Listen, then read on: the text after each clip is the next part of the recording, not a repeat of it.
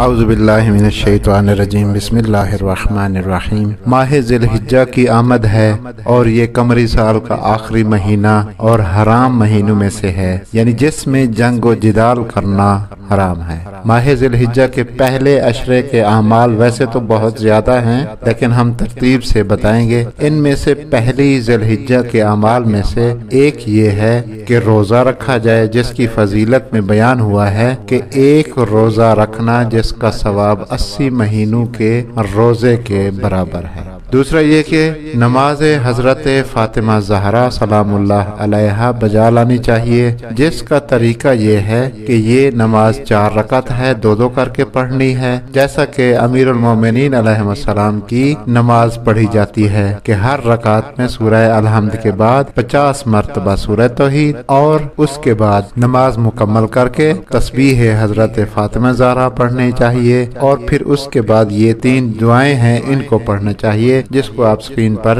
دیکھ سکتے ہیں اعراب کے ساتھ۔ اس کے بعد ہے تیسرا عمل یہ ہے کہ زوال سے آدھا گھنٹہ پہلے 2 رکعت نماز پڑھی جائے کہ ہر رکعت میں سورہ الحمد کے بعد 10 مرتبہ سورہ توحید، آیت الکرسی اور سورہ قدر پڑھنی چاہیے، یعنی ہر ایک 10 مرتبہ پڑھی جائے۔ خداوند متعال سے دعا کرتے ہیں کہ ہمیں ان ایام سے بھرپور استفادہ کرنے کی توفیق عطا فرمائے۔ اپنی دعاؤں میں ہمیشہ یاد رکھا کریں۔ اللہم صلی علی محمد و آل محمد وعجل فرجہم۔